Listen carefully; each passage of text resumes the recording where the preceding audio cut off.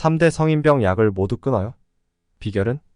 오늘은 12년 이상 약을 먹던 3대 성인병에 대해서 약을 끊은 복용 후기를 알아보려고 합니다. 3대 성인병은 관리형 질환으로 잘 알려져 있습니다. 이 3대 성인병에 대해서 약을 끊었다고 하면 믿기지 않습니다. 왜냐하면 주위에 거의 없기 때문입니다. 복용 후기자는 고지혈약을 12년, 고혈압약을 12년, 당뇨약을 15년이나 드셨던 분이십니다. 만덕경 증평 67세 복용 후기 2020년 2월 16일 고지혈, 고혈압, 당뇨, 아토피 12년 고지혈약을 의사와 협의해서 끊었어요. 안녕하세요. 저는 증평에 사는 만덕경라고 합니다. 생강효소는 1년 6개월 정도 먹은 것 같네요. 처음 생강효소를 4개월 정도 먹고 2년이나 밤마다 고생하던 아토피성 알레르기를 고쳤었지요. 2019년에 복용 후기를 올려드렸습니다. 이후로 가렵지도 않고 해서 안 먹었다가 생강효소 사장님께 엄청 혼이 났었죠. 면역이 이제 올라가는 중인데 안 먹냐고요. 알레르기 고쳤으니 평생 먹어도 아까운 게 없지 않으냐. 돕는 셈치고 좀 더 먹어보라 하셔서 1년 반이나 먹었네요. 신기하게도 12년 고혈압약을 복용하면서 살았는데 8개월 전부터 의사와 협의하여 고혈압약을 끊게 되었지요. 고혈압 때문에 안 해본 게 없고 안 먹어본 게 없을 정도랍니다. 또 신기한 것은 당뇨약은 15년을 먹었는데 점차 좋아지더니 당뇨약 끊은 지 6개월 정도 됩니다. 그리고 고지혈약도 끊었지요. 고지혈은 12년 정도 약을 먹었는데 고지혈약 끊은 지는 8개월 정도 됩니다.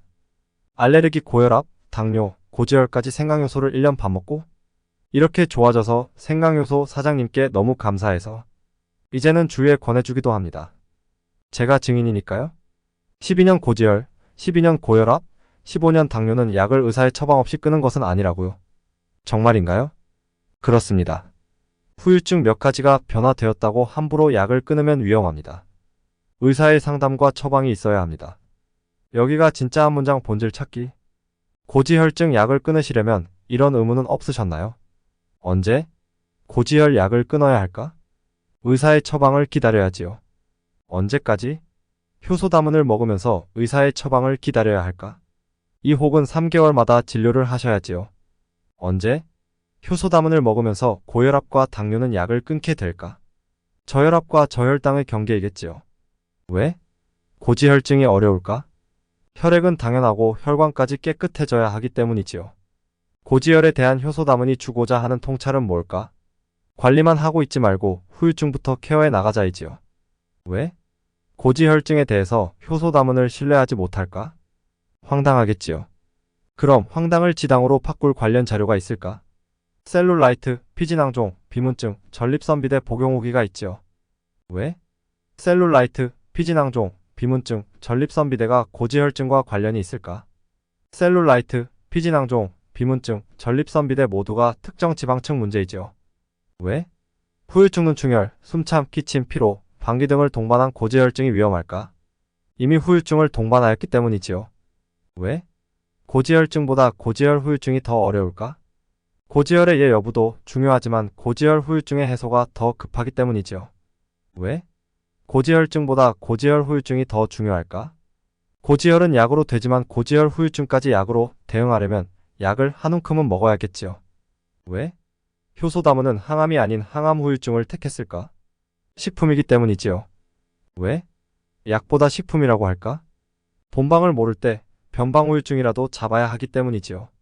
고지혈증의 후유증 어지러움, 눈충혈, 숨참, 기침, 피로, 방귀 있다면 효소다문 추천 효소는 뭘까?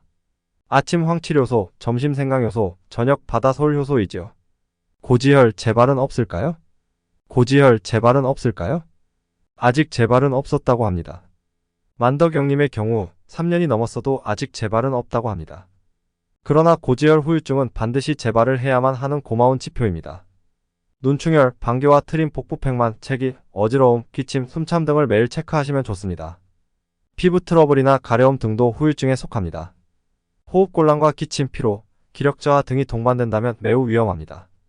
혈액과 혈관은 보이지 않는 침묵의 암살자입니다. 후유증이 동반되었다면 효소다문만의 기술이 필요한 상황입니다.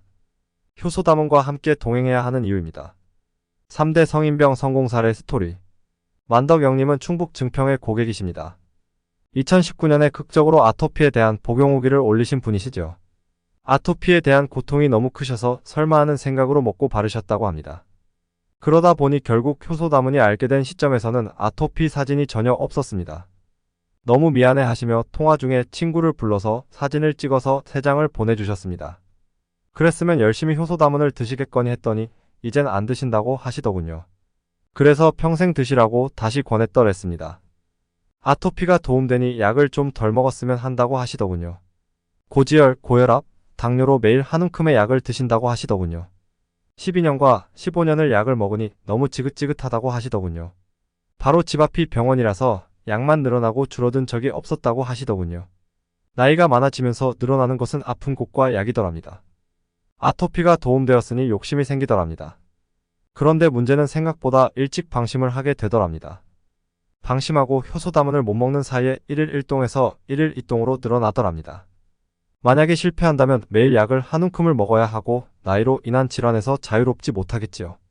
1일 1동에서 1일 2동으로 변하는 것은 중요한 인체 신호입니다. 이러한 인체 신호와 후유증 신호를 빠르게 알고 빠르게 대처하는 것이 중요합니다. 효소다문이 처음부터 항암이 아닌 항암 후유증에 집중한 이유입니다. 결국 후유증이 답이고 길잡이가 될 것입니다. 더불어 체질 개선과 보이지 않는 혈관 개선으로 이어져야 합니다. 궁극적으로는 면역력이 증강되어야겠지요. 만덕영님의 사례를 보면서 당뇨병 개선이 된다는 것을 처음 알게 되었습니다. 한번 발생하면 평생을 곱게 모시고 가야 하는 것이 당뇨 및 고지혈과 고혈압으로 알고 있었거든요. 이 당뇨와 고지혈 그리고 고혈압에 대한 사례를 보면서 많은 것을 깨달을 수 있었습니다. 질병과 건강에 대한 통찰을 새롭게 할 수 있었거든요. 관리형 질병인 3대 성인병과 보이지 않는 혈관이나 혈액에 대한 걱정은 국가적인 문제거든요. 그래서 아침 황칠효소, 점심 생강효소, 저녁 바다솔 효소를 완성할 수 있었습니다. 좋아진 다음에는 가성비 높은 황칠효소나 생강효소만으로 가시면 됩니다. 이러한 자신감은 효소다문과 여러분께 새로운 기회로 다가올 것입니다. 나이로 인한 질환에서의 자유를 뜻하는 것이겠지요. 약을 덜 먹으려면 혈액과 혈관이 깨끗해지고 대사작용이 원활해야 합니다. 또한 그로 인해서 후유증을 줄이는 것이 최선의 해결점이 될 것입니다. 최근에는 호흡곤란, 숨참과 다리 부종에 이르기까지 많은 결과가 있어서 성취감이 최고입니다. 더구나 3대 성인병에 대한 시각과 방향을 달리할 수 있다는 것은 큰 수확이었습니다. 방향이 잡히면 흔들리지 않는다고 합니다. 효소다문이 그렇게 큰 방향을 잡고 흔들리지 않도록 도와주십시오. 고객님들께서 도와주신다면 흔들림 없는 방향을 꼭 잡고 가겠습니다. 스토리를 소개하는 효소다문은 아직 그리 매끄럽지 못하고 재미도 없습니다. 더구나 아직은 광고와 홍보로 빠지고 있습니다. 어쩔 수 없는 장사꾼의 본능인가 봅니다. 양해 부탁드립니다. 시청하여 주셔서 감사드립니다.